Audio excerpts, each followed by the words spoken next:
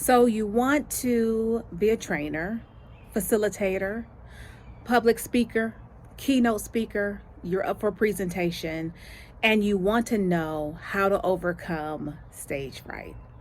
My name is Jennifer Mitchell Early. I help individuals and teams achieve organizational and personal success. And this is Leadership Matters.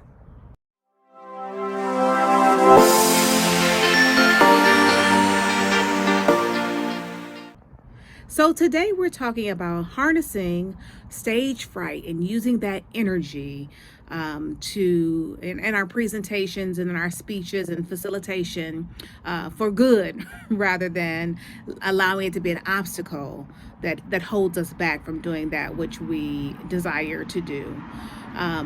It's being nervous, having butterflies, having stage fright. That is a natural phenomenon.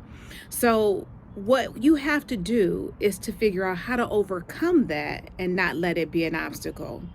So I've gotten the question, and my response is not novel. It's not something new. It's not, something that you haven't heard before. It's practice. Practice truly does make perfect.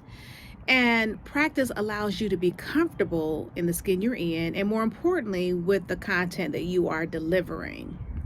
So some of the physiological responses you may not be able to work around: a rapid heartbeat, feeling breathless when you speak. I speak fast, so I have to be, conscious about that and, purposely pace myself or try to slow myself down. Some people feel they start to fidget, moving side to side. So some of those things, yes, you will work on over time, but I can assure you one thing. I have presented in front of 700 managers. I have presented in front of 7 people. I have presented in front of 30, a crowd of 30 or more or less. It doesn't really matter for me. I still feel that way. I still feel before I deliver any new content, some nervousness, some anxiety around it.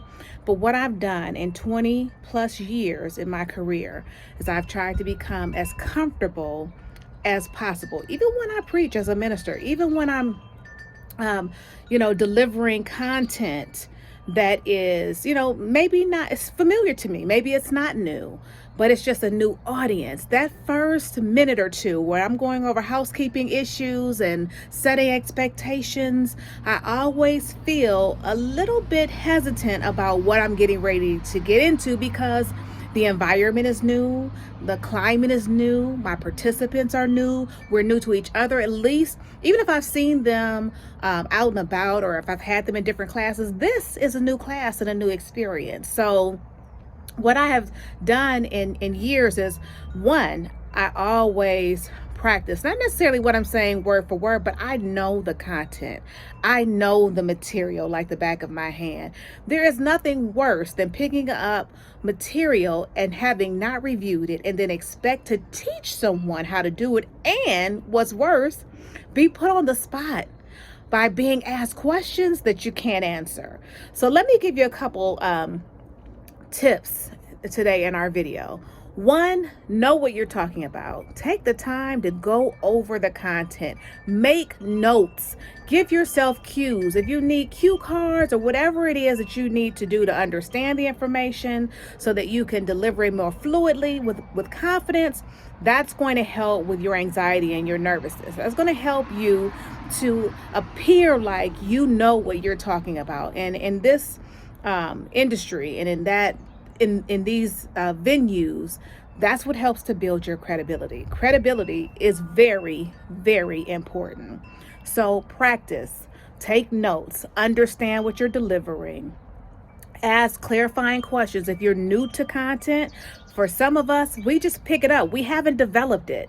So we're picking up someone else's development. So there may be a disconnect in materials. There may be a disconnect in continuity and how it flows. There may be a gap that we see from the outside looking in that the developer didn't see because they used closure, maybe because they knew the information more. If you need someone to help you, a SME to step in to clarify, or even a co-teach, don't be afraid to say that. So first, you want to practice it. You want to understand it. You want to give yourself time to digest it and process it. And then secondly, you want to practice your delivery.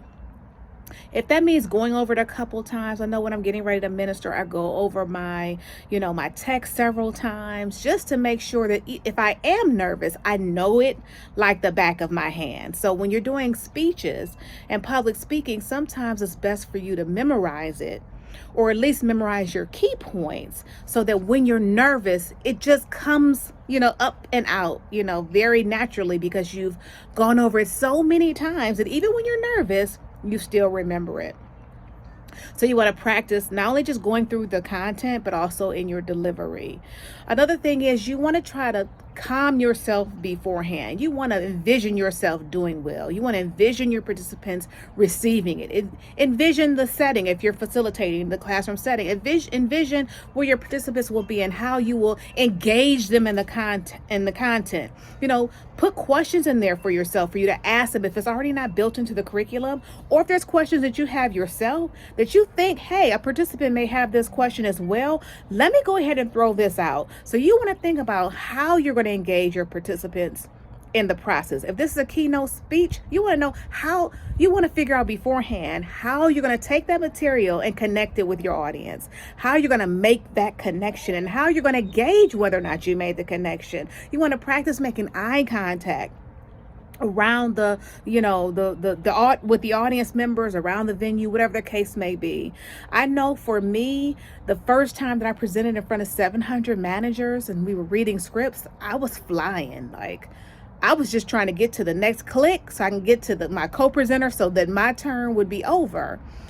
But what I realized is if I slowed myself down, if I was conscious about how I was delivering it, if I was looking for cues from the audience to make sure that I was going at a pace that people could understand me, they could receive the information, they can interpret and process the information, then that allowed me something else to focus on outside of my nervousness. There are many devices and practices you can use. Some people I've heard said before that, you picture someone in the audience, with no clothes on, or whatever the case may be, or you find a focal point. I have found for me, the more comfortable I am in my material, the more comfortable I am in my delivery of the material, regardless of what that is. So I would just say that if you know that speaking is an issue and you know that you have stage fright, the more that you do it, the more you'll be comfortable doing it. So any opportunity you get, for some people, like my mom, she was nervous about giving the prayer at church, or, so then you practice around the table. We have a family event, you do the prayer. The more that you put yourself in a position where you have to present information, the more comfortable you become. And that's why I say practice makes perfect. If you found this video valuable, please go ahead and give me a thumbs up, hit the like button. Don't forget to subscribe and to hit the notification bell so that you'll be notified every time I upload new content. Thanks, and I'll see you in my next video. And remember, practice